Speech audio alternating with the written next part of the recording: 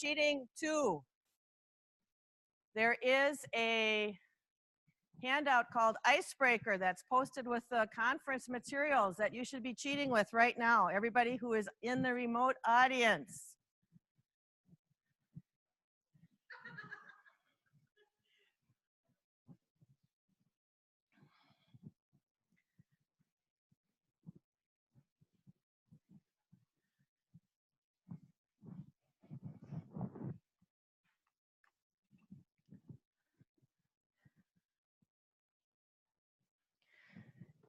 And I'm going to go ahead and get started. And I want to welcome everyone, and I also want to welcome the folks that are in the remote audience. And if you didn't finish your cheating worksheet, that's okay. We're going to answer the questions as we go through the presentation today. But I also want you to take a look at your handout. On page 2, at the bottom of the page, there's a list of the objectives that are going to be covered in this presentation. I want you to take like 30 seconds and speed read those. And then if you would please write in your own words in that little box right next to them, what's an objective for your own self that you're hoping to take away from this presentation?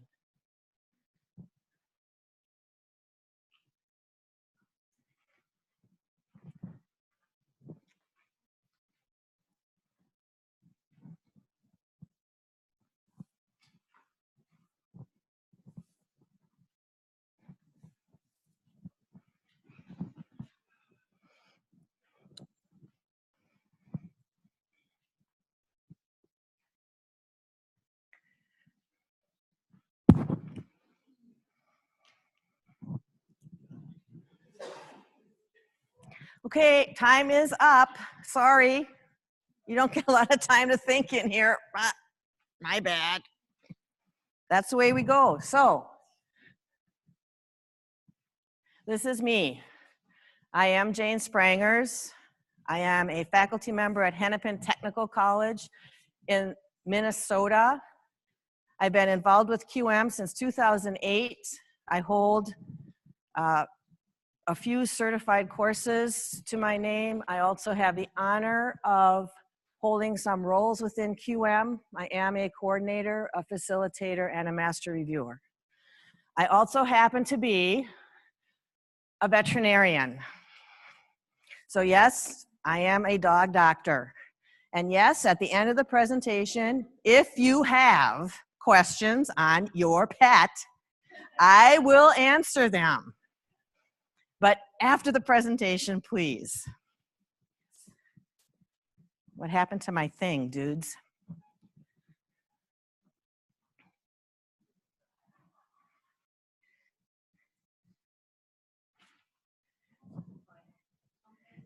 Technical people, help me. I don't know, I didn't.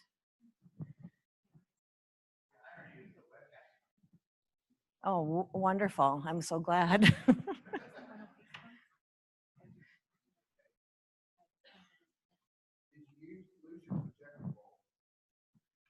Oh ho ho, dun dun dun.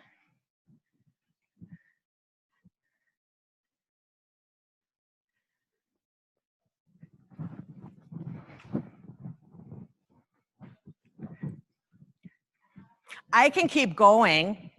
I don't need my slides. So let's go for just a few minutes while we get this figured out.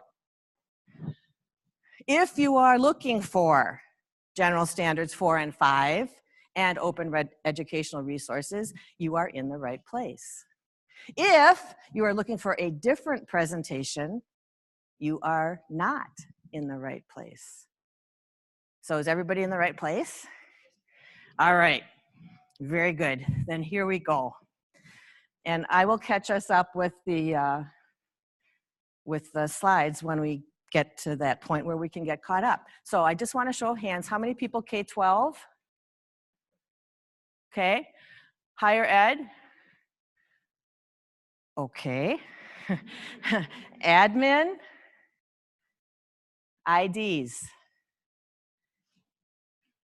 other. What's the other? Faculty. Isn't that higher ed? Or K-12? Oh, subgroup. Oh, okay, sorry. Okay, my bad. Okay. So the subtitle of my presentation today is the what, the why, and the how. And so what we're going to try to do today is meld open educational resources with general standards 4 and 5. And I am in higher ed, so we're going to use the higher ed rubric. Okay? So we're going to start at the beginning. And I just have a really good slide on Julie Andrews singing. But and I'm not going to sing it for you. But we are going to start at the beginning, because she tells us that's a very good place to start. And for us today, the beginning is the QM Rubric, specifically the 5th edition of the Higher Ed Rubric, and specifically 2 standards within that higher education rubric. And those are general standards 4 and 5. So how many people have some experience with QM in here? How many have a lot of experience with QM in here? How many can recite the rubric from memory? Ah, okay, gotcha on that one. Okay, so what I want you to tell me is, what is general standard 4?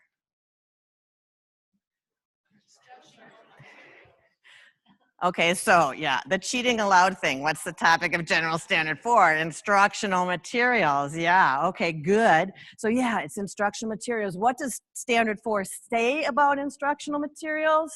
Oh, I have my slide back. Yay. Instructional materials, this is the standard, enable your learners to achieve the stated learning objectives and competencies. That's the overarching statement for general standard 4, instructional materials. And then within that general standard, how many specific review standards are there? Ooh, yes, there are 6, absolutely. And they refer to things like the alignment of the instructional materials to the course level and module level objectives. They refer to the currency of the materials. They refer to the fact that you as the instructor, if you are the instructor in the course, properly cite that material, and that there's a variety of materials. So that's general standard 4, instructional materials. What's general standard 5?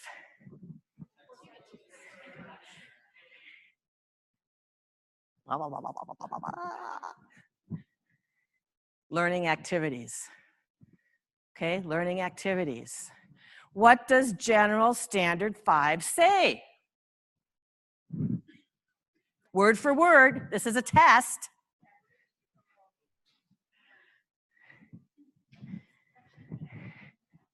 Course activities facilitate and support learner interaction and engagement.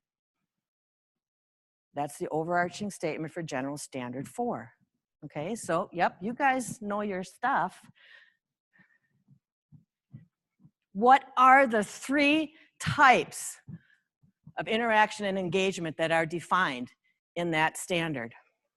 Learner-learner, learner content, learner-instructor. How many people in here are peer reviewers or master reviewers? Oh, see, yeah, you guys are ringers. You're ringers in here. So what we're going to focus on today is well, I think it was the second one you guys said, which is the learner content.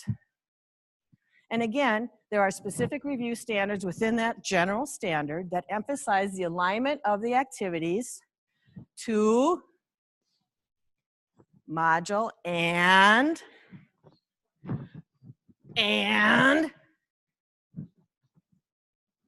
course level objectives, okay? And provide for opportunities that support active learning, et cetera, et cetera. Okay, so that's the beginning. That's where we're at. So We're going to take just a short break. I know I haven't been babbling for very long, but we're still going to take a break, and we're going to look at page 4 of your handout.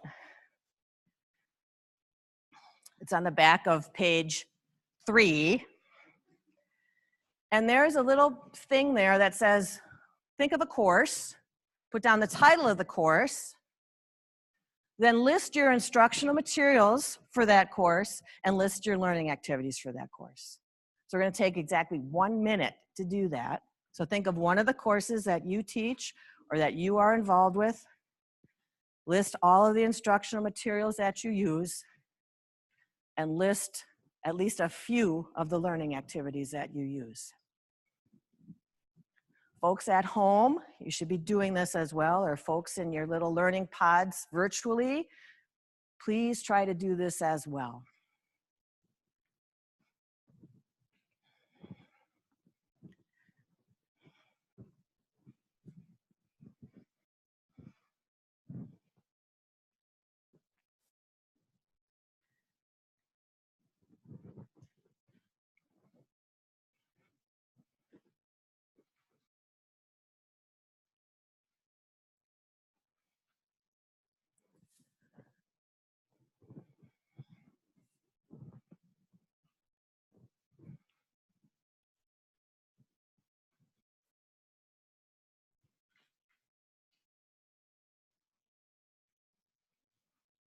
And then when you're done, you can look at the pretty butterfly picture.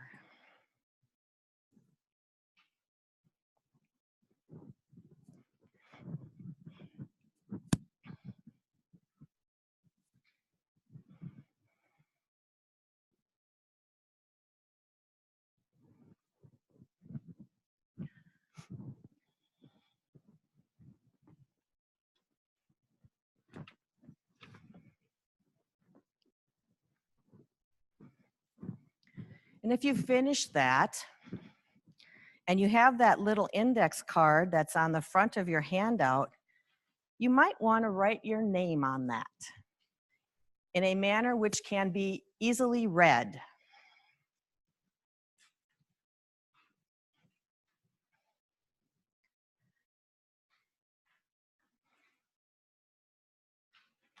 So take a minute and write your name on that.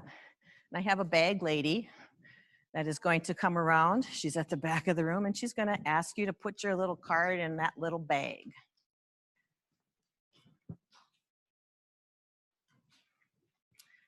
So as we're talking about your instructional materials and learning activities, please put your card in the bag, okay? So what are some of your instructional materials? Name one. A textbook. What else? Videos. Articles. Tutorials. Primary sources. Example papers. Is PowerPoint an instructional material, or is it a learning activity? Dun, dun, dun. Depends on how you use it. Absolutely, absolutely. Okay, so you've got these things in your head, and I want you to just keep them in your head as we go through the rest of our discussion, okay? Oh my goodness. So those are the first two pieces of our puzzle: instructional materials and the learning activities. And is there overlap between those? Can there be? Do you have a textbook and then assign reading chapters from the textbook? Yeah, okay. So there's overlap between those two, so keep those in the front of your head as we move on, okay? And it leads us to a discussion of the next piece of the puzzle, and that is open educational resources and what exactly they are.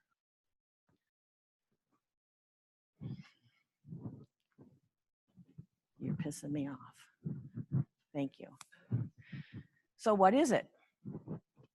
First of all, how long has the open education movement been around? 2002. 15 years. Is it in its infancy? Yeah. Do we have stuff all figured out? No. Because it's in its infancy, the definition of open education and what that is sort of fluid right now. We don't really distinguish sometimes between open source and open educational resources and open courseware and open content. All these terms are being used and we're not really defining too much what they all are and if they're different. And so the Hewlett Foundation since 2001 has devoted about $170 million to the development of open educational resources. So because they're big stakeholders in this, I like to use their definition. Teaching, learning, and research resources that reside in the public domain or have been released under an intellectual property license that allows them to be used freely and repurposed. Is that pretty much what your understanding of OER is? Yep. Yes, there is. And you know what? You get a prize for that. Now, my prizes are quite modest, but I have these wonderful mesh bags in a variety of colors and sizes. And you might ask, why is this woman giving away mesh bags? And I will tell you, this is the best thing for putting all your power cords in when you travel. So which mesh bag would you like? The big stripes or the medium-sized stripes? Okay. You are welcome. Thank you. Now, what was your question again? Would you repeat it? Oh, I need to repeat it? Okay, you repeat it first and then I'll repeat it.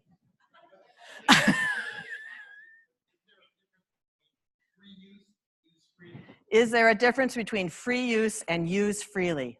Bingo. So we have to go then to an expansion of our definition.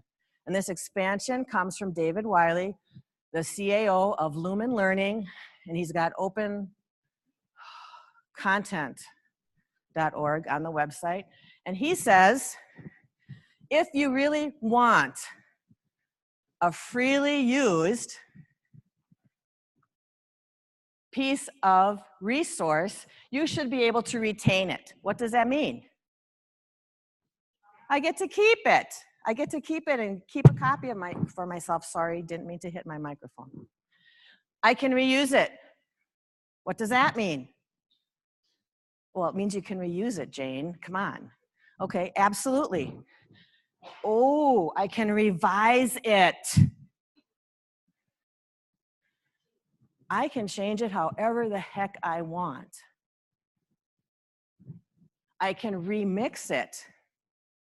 I can take a piece of content from here and a piece of content from here, and I can put those dang things together so that they make sense for what I'm doing in my classroom. And then, woo, I can redistribute it however I want. So these are the 5 R's of open content: open educational resources, open source, which some people just keep that as for software only, just so you know that. And then I have to have an ability to get my slides to move forward. I have to have an ability to distribute it somehow, okay? So at their fundamental level, open source, open educational resources, open educational resource, open has 2 things, fundamental. They are free.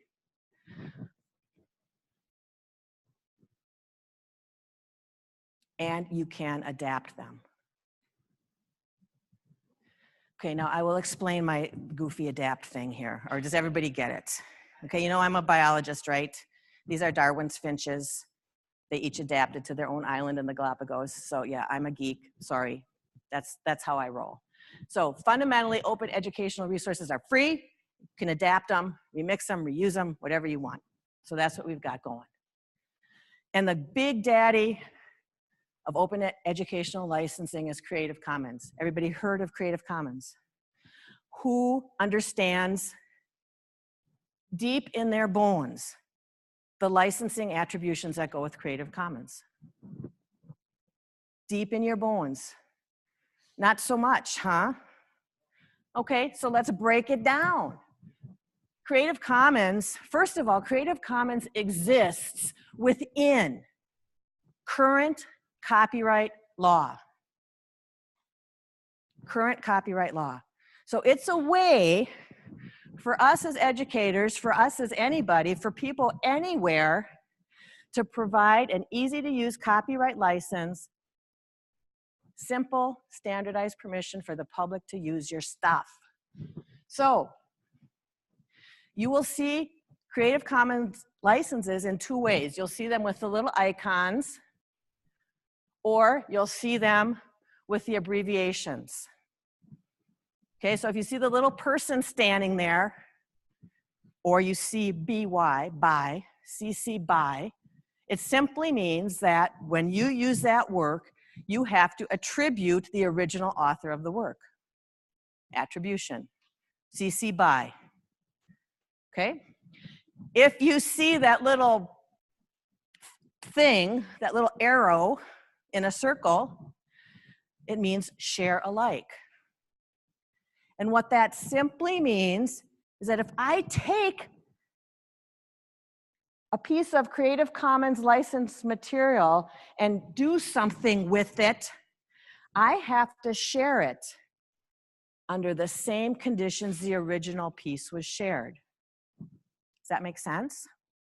Okay, so if I am looking at a attribution license, a BY license, when I share my stuff, it has to be under a BY license. Can't be any more restrictive than that. The no dollar sign is fairly intuitive, non-commercial. Yes, ma'am. Yep.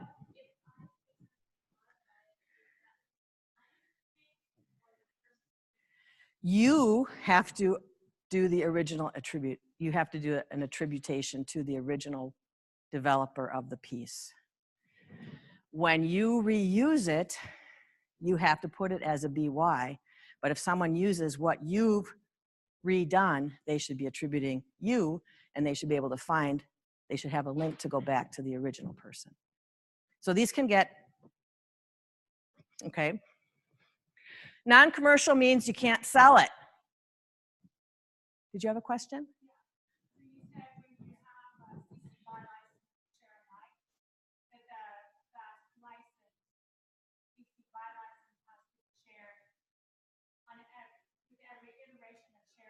It has to be a,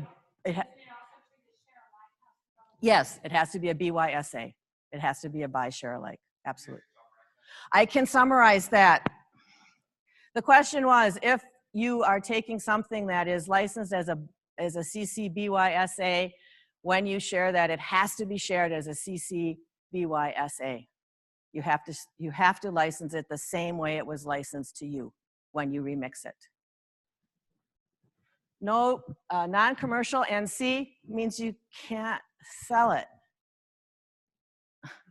Okay? And ND, or the little equal sign, means you can't change it. No derivatives are allowed. Okay? So those are the four main licenses. There's also a CC0 license, which means it's in the public domain. Okay?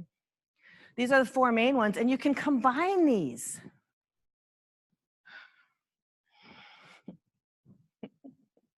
Go back. So these are the common combinations that you will see. CC by SA, CC by non-commercial, and CC by non-commercial share alike. Those are all considered to be open sources, open educational sources. As soon as you put an ND license on where there is no derivatives, it does not meet the definition of open educational resource. Okay, does that make sense to everybody? Yes, sir.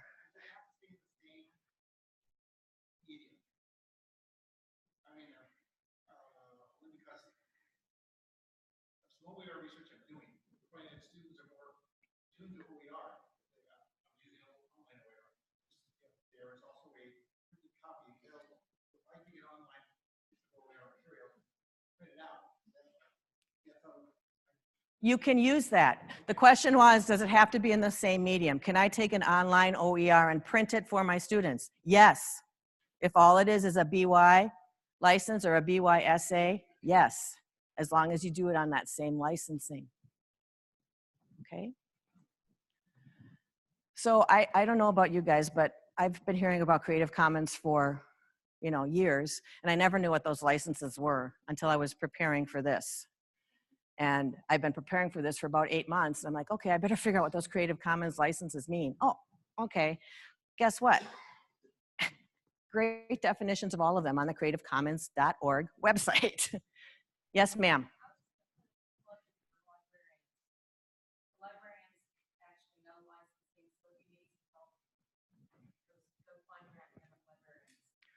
A plug for the librarians. Did we get that, Jim? Okay. All right, good. All right, there we go. Okay, so that's the what. That's what OER is. That's the what of OER. Okay, so turn to your neighbor and in 30 seconds tell them 2 things you just learned. And if you didn't learn anything, tell them I didn't learn a dang thing. But take 30 seconds and do that, please.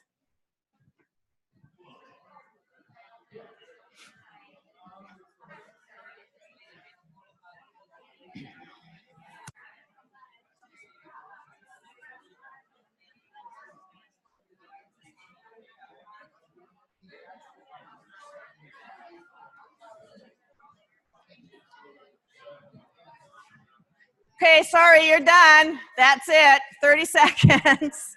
God, she's mean. I knew I should have brought my horn. Okay, so the $64,000 question, why would we even consider using OER in our courses? And I'm gonna start in the December 10th, 1948, United Nations Declaration, Universal Declaration of Human Rights, that says everyone has the right to education, number 1. Number 2, higher education shall be equally accessible to all based on merit. 1948, the United Nations came out with this. How are we doing with that? Well, let's look at this study done in 2006. And it's data from a 2006 report of the Advisory Committee on Student Financial Assistance. The report is titled, Mortgaging Our Future, How Financial Barriers to College Undercut America's Global Competitiveness. What did that study tell us? Boom, 2.4 million people in the decade before 2006 that were college qualified couldn't complete college. And this slide was presented by Dr. Raghib Janjani in the STAR Symposium 2017, which was held in February. And this is the slide that got my attention. I'm like, holy cow, are you kidding me? Well, he wasn't done with me yet. There are significant financial barriers to our students, our learners receiving an education. And the committee that did that study felt unanimously that unless we begin to address this financial barrier, we are hosed. They didn't quite use that terminology, okay? And this is also a slide from his presentation, which we all know this is happening. We all know that state funding, which is the orange line, is going down, and tuition is going up, which is the blue line. We all know that. In the state of Minnesota, those lines have crossed so that our learners are bearing the brunt of their educational expense for tuition. This is tuition only. Okay, so we know that's happening. We also know, and this again, I'm gonna pick on my own state because I can pick on it. For a student to afford tuition for 1 year at the University of Minnesota, They need to work just under 1,800 hours at a minimum wage job to afford tuition. How many hours is a full-time job? 2,000. 2,080 if you don't get 2 weeks of vacation. So at the University of Minnesota, learners have to work a full-time job to pay their tuition. Wow, eye-opening for me. What do our learners have to say about this? That's what they have to say. They also have this to say. And Dr. Janjani works at the University of British Columbia, and what they did was put these signs around campus and give students a do job, a marker to mark. And what does this student remember? What do I remember about my 4-year experience at UBC? I remember my crippling debt. Okay? So our learners are feeling the pinch. Our learners are feeling the pinch. That's not all. Some folks in Wisconsin conducted a really large survey in 2016, over 3,800 students in 36 4-year and 2-year colleges. 48% of those learners experienced food insecurity within the last 30 days. Food insecurity simply means you have lack of access to affordable, nutritious food. 48%. Do we think that's unique in the Midwest? It's not. It's not.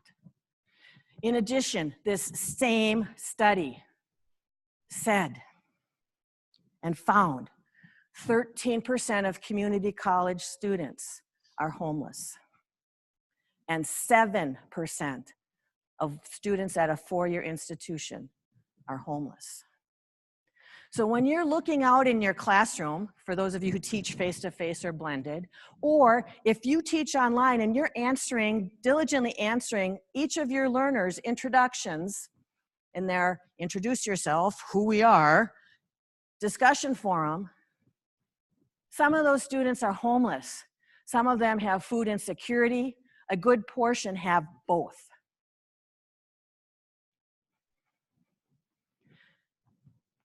This study went on to tell us all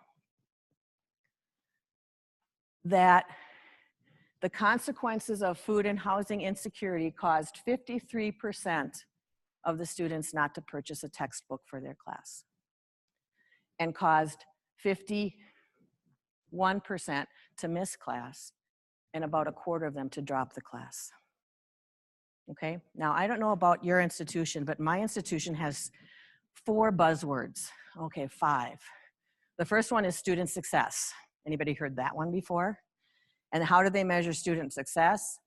Retention, persistence, completion. Okay, what do we think if we're not purchasing the textbook? And since we're looking at textbooks, let's take a look at, since 1977, what has happened to the cost of textbooks. 1,041% increase in the cost of textbooks. And this is from the Bureau of Labor Statistics. Inflation in that time has gone up 300%. Textbooks have gone up over 1,000. Okay, so are there places that we as educators or we as people in the education community can help? Oh, I think there might be. And since the highest percentage of learners reported they didn't buy a textbook, let's take a peek at that. And I'm going to pick on myself because I can do that because I'm me. I teach anatomy and physiology. It's a 2-semester course. The textbook that I used, hard copy was $332.33, loose leaf copy $249, ebook $125, but, and here is the big but with ebooks, you have access for a limited amount of time. Okay, so here I am, $332. Oh, that's not, Jane, that's not so bad. They get to use it for two semesters. No big deal. Okay, then I looked at tuition for that course at my institution. Tuition is just under $700. And I'm not just going to pick on the publisher of the book I used. I'll pick on the other publisher too, who has a big one. Their hard copy book, $300, loose leaf, $200, ebook, $122. Oop, I only get that for the 16 weeks of the course. And let's not just pick on me. I like to pick on me because I'm fair game. But let's pick on economics too, because for some reason economics textbooks seem to be very expensive. Hard copy of the Introduction to Economics books, $349. Tuition at my institution for this course is $518. And we'll pick on the other publisher too, because fair is fair. $327 for that book. Textbooks are expensive. What impact does that have on our learners? Well, it just so happens that Florida Virtual Campus last year did an immense study, including all Florida public colleges and universities. The number of respondents to their survey was 22,906. It's a pretty dang big amount of response. Their key finding, first key finding, the high cost of textbooks is negatively impacting student access, success, and completion. And what is that when you break it down? Almost half of them take fewer courses. Almost half of them don't register for a course. What does that do to persistence? 26%, a quarter of them drop a course. A fifth of them withdraw from a course. What does that do for retention, persistence, and completion?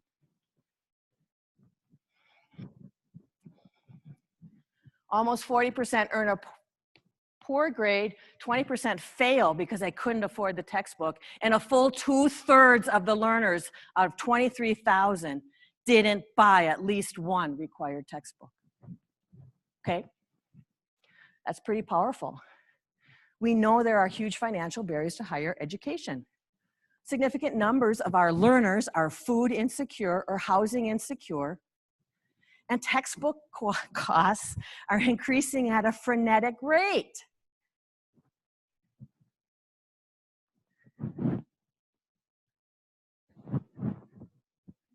What can we do?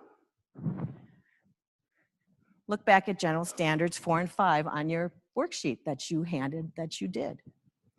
Look at your instructional materials. Look at your learning activities.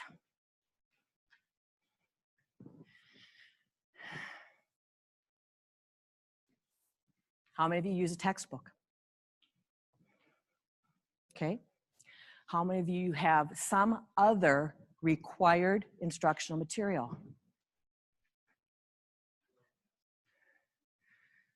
Okay, my students not only have to buy the book, they have to buy a lab kit. I teach biology online. Oh my gosh, when I add that in, my students are paying as much for their course materials as they are for their tuition. It's like, Jane, what are you thinking? What if we could find open educational resources that were high quality, peer-reviewed resources that we could use in place of some of our instructional materials or some of our learning activities? What if we could do that? That's the why. Take a time to do the personal reflection on page 5. What surprised you about what you just heard? What surprised you?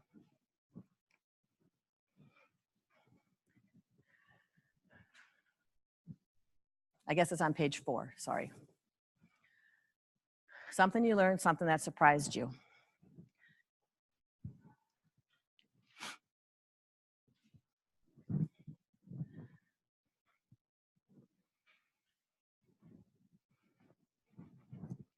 So that brings me to the last part of this presentation. how do we do this? Where do we find this stuff?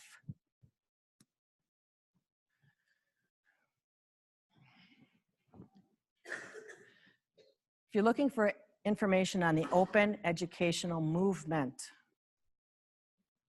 the Open Education Consortium is a global network for open education. Tons of references, tons of resources.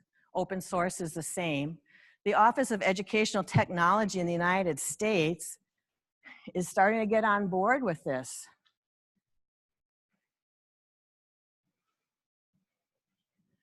They've got great information on their website. So we've got some places we can look. So if I just want information on this movement, if it interests me, I've got places I can go. How about if I want to take a look at learning activities and instructional materials? I'm going to tell you one thing, please. Start small. Start small. You do not need to do the whole enchilada. You can start with one module in your course. You can start with one learning activity and try to find something that is low cost or no cost to your students. You can start as small as you want, and you can build on it. Creative Commons, super duper place to look. It's creativecommons.org. They have 1.2 billion licensed works. And if you haven't looked at the State of the Commons 2016 report, I would respectfully suggest that you do so. You would be surprised at how many institutions, how many websites, how many places are out there that have openly licensed content for you to take a peek at. One of the things I hear from faculty a lot, and I will have to say I am guilty, is that what about images? For heaven's sakes, I use all the publisher images in my PowerPoint slides. If I had to change all of those, blah, blah, blah, where can I find them? Ooh, Wikimedia Commons, Flickr. They both have Creative Commons licensed material. And if you look at this presentation, an awful lot of these images are from Flickr. But I've got one that I just found out about that is absolutely freaking outstanding.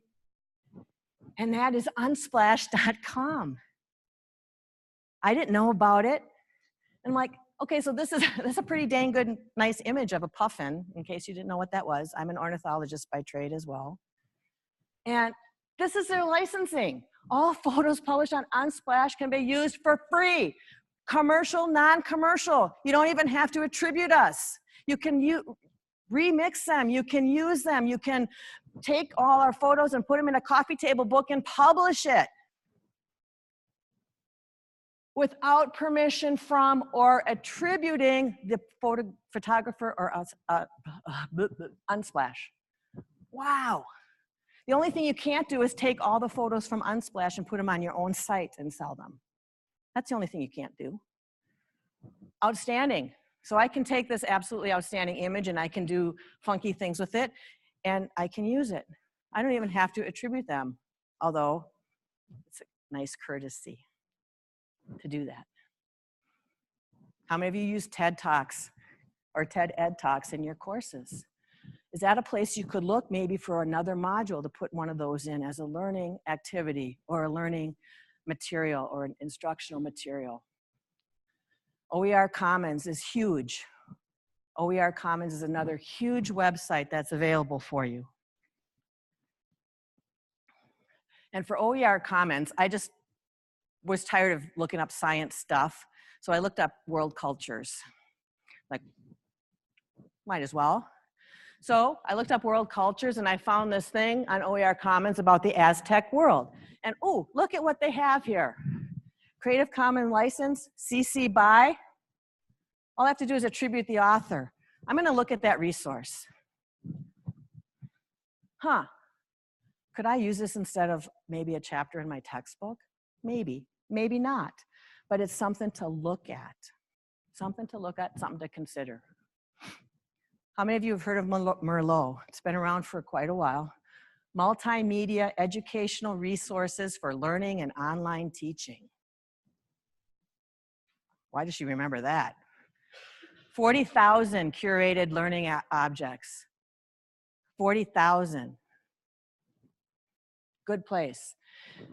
PBS Nova YouTube, we use those. But did you know that anyone who works for the United States government, anything they create working for the United States government is copyright free? Anything you get from NASA, anything you get from CDC, anything you get from any of the government sites, and most of the time it's for state sites as well. I don't know for every state, I know for Minnesota. You can use it. Wow, could I develop a microbiology course using stuff from the CDC and the Minnesota Department of Health? Whoa, I could. And for those of you who want to jump in and do the whole hog,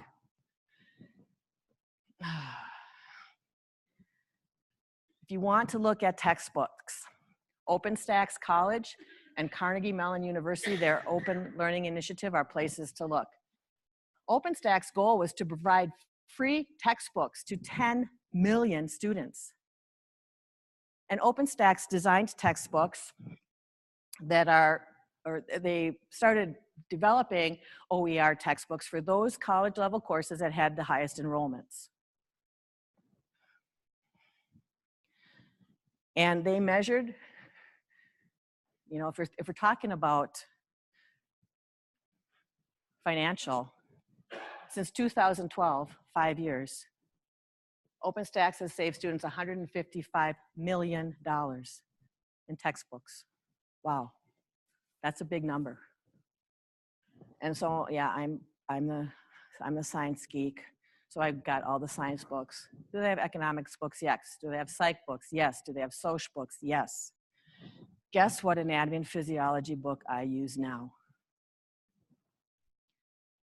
How much is that book if they want to buy a bound copy? It is $50. 50 bucks. 2 semesters. Is that better than 323? The ebook is free. The ebook is free. And then, yep. They open it, that you order it through Amazon. Any of them. Yep.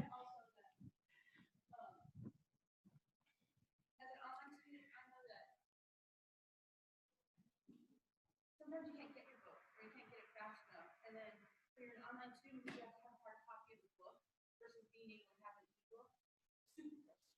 Ebook and the PDF downloads of the OpenStax books, you can download what you want. You don't have to print the whole dang thing. I want to get to this study because this study is really interesting. Takes face-to-face and online courses and compares these 3 statistics with big publisher books versus OER. And what I want to draw your attention to is C or better. At my institution, that's how we define student success, if they get a C or better in the course. Face-to-face, 68% of students using big publisher books, 68. OER, 74. That's statistically significant at a P less than 0.0001. In online classes, similar. C or better, 66% with big publisher books, 70% with OER. That's statistically significant. And my institution wants a 2% increase in persistence and completion this fiscal year. I just did it. Maybe. We'll see. The jury's out. I'll let you know. Sorry. And Achieving the Dream is a national initiative to help colleges in 13 states develop new degree programs using OER. And they want to improve degree and certificate completion and cut costs to students. And we've got colleges in our state that are doing that. Part of that initiative, wonderful. And what I've learned is we all do a lot better when we share. So, time to write down your action plan. What are you going to do? What's your action plan?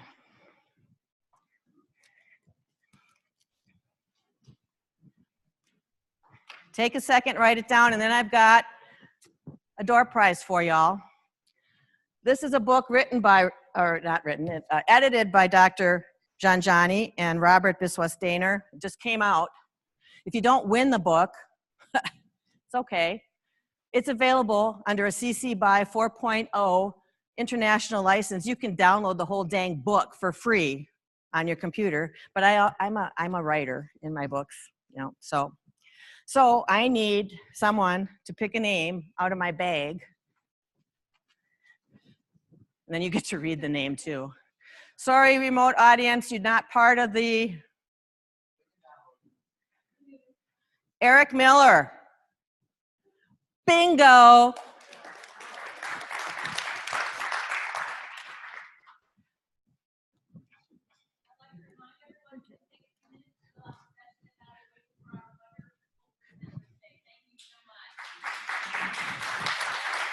Take the survey. And if you want to talk, I know I ran over a little bit because we had a little bit of TI, technical issue, at the beginning. So if you have questions, just let me know. I'm here. Open. And actually, it's titled Open, and the citation for it is on your list of references on the handout, okay? Yep. Thanks, guys. Thanks for coming.